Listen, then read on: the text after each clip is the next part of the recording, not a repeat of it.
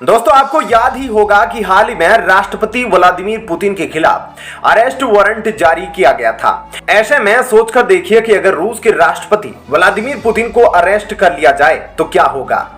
ऐसे में दुनिया भर में अचानक भूचाल सा आ जाएगा और यह घटना जियोपॉलिटिक्स के इतिहास की सबसे बड़ी घटनाओं में से एक हो सकती है।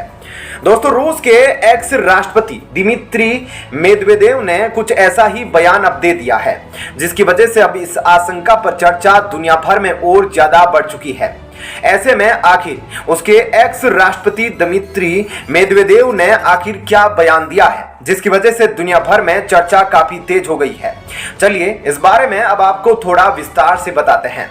दोस्तों आप जानते होंगे कि अभी कुछ समय पहले इंटरनेशनल कोर्ट ऑफ जस्टिस ने रूसी राष्ट्रपति व्लादिमीर पुतिन के खिलाफ अरेस्ट वारंट जारी किया था और यह अरेस्ट वारंट रूस द्वारा यूक्रेन पर आक्रमण किए जाने को लेकर था। और अब इसी पर रिएक्शन देते हुए अभी हाल ही में रूस के एक पूर्व राष्ट्रपति दिमित्री मेदवेदेव ने कहा कि पुतिन को अरेस्ट करने का साहस कोई भी देश नहीं कर सकता। और बाय द वे अगर कोई देश इतना साहस कर भी लेता है तो रूस उसे अपने खिलाफ वॉर डिक्लेरेशन मानेगा। दिमित्री मेदवेदेव ने आगे कहा कि मान लीजिए जर्मनी ने पुतिन को अरेस्ट कर लिया तो उसके बाद रूस के सारे मिसाइल और रॉकेट जर्मनी की पार्लियामेंट और चांसलर हाउस की तरफ मोड़ दिए जाएंगे। मेदवेदेव की स्टेटमेंट के बाद इस देश को और भी ज्यादा हवा मिल गई है कि क्या वास्तव में रूस को लगने लगा है कि पुतिन को कोई देश अरेस्ट कर सकता है, क्योंकि पुतिन को अभी हाल ही में 3 फॉरेन मीटिंग में हिस्सा लेना है। पर इन मीटिंग्स में G20 के अलावा SEO और ब्रिक्स की मीटिंग शामिल है। G20 का इकोसिस्टम पुतिन के लिए उतना फेवरेबल नहीं होगा, इसलिए शायद ही वे इस मीटिंग में भाग लेंगे। लेकिन भारत में हो रही SCO और दक्षिणी अफ्रीका में हो रही ब्रिक्स का इकोसिस्टम पुतिन के फेवर में है, इसलिए वे इन दोनों समिट में पार्टिसिपेट जरूर करेंगे। लेकिन इंटरनेशनल कोर्ट ऑफ जस्टिस के वारंट और दिमित्री मेदवेदेव के स्टेटमेंट के बाद यह सुनिश्चित हो गया है कि पुतिन SCO और ब्रिक्स की मीटिंग में हिस्सा भी नहीं ले सकते हैं। Bharat international court of justice का मेंबर नहीं है, इसलिए भारत पर इंटरनेशनल कोर्ट ऑफ जस्टिस के डिसीजन को मानने का कोई भी दबाव नहीं होगा। दूसरी तरफ भारत पुतिन को अरेस्ट कर लेगा, यह बात किसी के गले नहीं उतर सकती। लेकिन दक्षिणी Africa international court of justice का मेंबर है और अफ्रीका का रूस से संबंध उतने गहरे नहीं हैं जितना भारत का है, इसलिए इस आशंका को थोड़ा सा वक्त मिल जाता है कि दक्षिणी अफ्रीका में पुतिन के साथ कुछ अनहोनी भी हो सकती है, यानी कि उनको वहां अरेस्ट भी किया जा सकता है।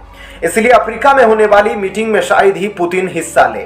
इसके अलावा भी आपको यह बता दें कि दोस्तों पहले तो पश्चिमी देशों के प्रतिबंधों का रूस पर कोई असर नहीं हो रहा था, लेकिन हाल ही में यह पता चला कि पश्चिमी देशों द्वारा लगाए गए प्रतिबंधों का अब रूस पर असर पड़ने लगा है। दरअसल हाल ही में हमने आपको बताया था कि इंडियन एयरफोर्स और रूस के बीच MiG-29 और सुखोई फाइटर जेट को लेकर जो डील हुई थी उसकी सप्लाई रसिया समय पर नहीं कर पा रहा था, लेकिन अब फाइनली यह डील कैंसिल हो चुकी है और इसके पीछे 2 कारण बताए जा रहे हैं। पहला तो रूस का यूक्रेन के साथ युद्ध में उलझना और दूसरा पश्चिमी देशों द्वारा लगाए गए प्रतिबंधों की वजह से रूस को पेमेंट करने में बाधा हो रही है। ऐसे में अब पश्चिमी देशों द्वारा रूस पर लगाए गए प्रतिबंधों का थोड़ा बहुत असर दिखने लगा है और आगे जाकर इसका असर भारत और रूस के बीच होने वाले और भी हथियारों की डील पर पड़ सकता है। तो दोस्तों ऐसे में इस खबर के बारे में आपकी क्या राय है, हमें कमेंट करके जरूर बताएं। और अब आपको बताते हैं ऐसी ही एक और बड़ी खबर। दोस्तों जहां एक तरफ सऊदी अरब ने अमेरिका को काफी बड़ा झटका दे दिया है, तो वहीं दूसरी तरफ अब स्विट्जरलैंड के बैंक अब सीक्रेट चाइनीज बैंकों पर ताला लगा रहे हैं। ऐसे में जहां एक तरफ अमेरिका सऊदी अरब के बाहर निकल नहीं पा रहा है, तो वहीं दूसरी तरफ चीन भी अब पूरी तरह से लुट चुका है। क्या है पूरी खबर और क्या कुछ हुआ है, चलिए अब आपको इसके बारे में थोड़ा सा विस्तार से बताते हैं। दोस्तों सऊदी अरब ने अमेरिका को झटका देने की तैयारी कर ली है।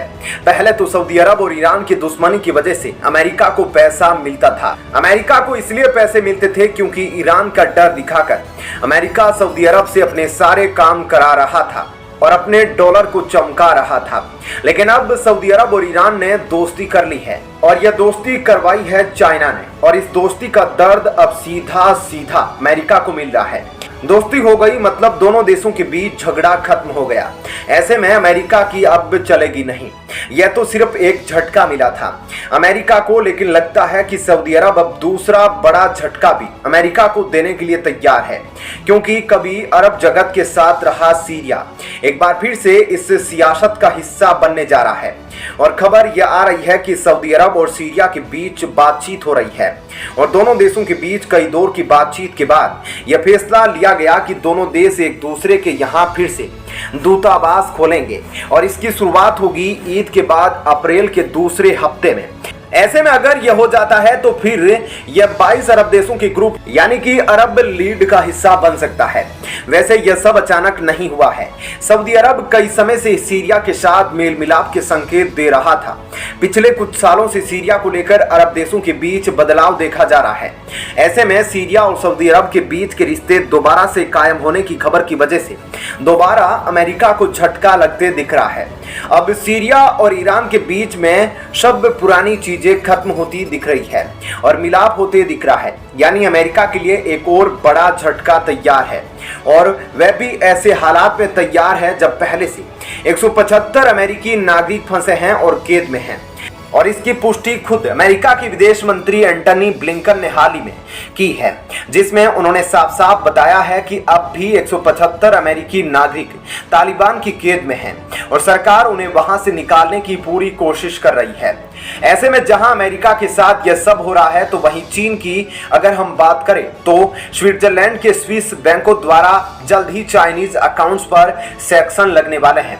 बता दें कि यहां पर चाइना का अच्छा खासा पैसा जमा है और चाइना के बहुत सारे अकाउंट हैं और ऐसे कई अकाउंट हैं जिनको सीक्रेट अकाउंट भी कहा जाता है।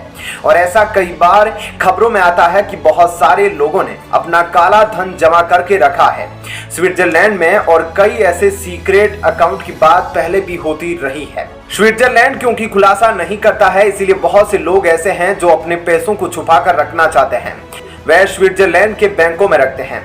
और यहीं अब चाइना को भारी पड़ने वाली है, क्योंकि यह खबर निकल कर आ रही है कि स्विट्जरलैंड के बैंक जल्द ही चाइनीज अकाउंट पर सैंक्शन लगाने वाले हैं। मतलब है कि चाइना के पैसों पर अब कब्जा कर लेंगे, ठीक जैसे उन्होंने तालिबान के पैसों पर कब्जा कर लिया है। ऐसे में चाइना के लिए यह बेहद ही बुरी खबर है और चाइना पूरी तरह से फंस चुका है, क्योंकि चाइना का काफी ज्यादा पैसा स्विट्जरलैंड के बैंकों में जमा है। ऐसे में देखना यह होगा कि चाइना अब इसको लेकर क्या कदम उठाता है। तो दोस्तों, ऐसे में इस खबर के बारे में आपकी क्या राय है हमें जरूर बताएं। साथ ही इस वीडियो को लाइक शेयर जरूर करें।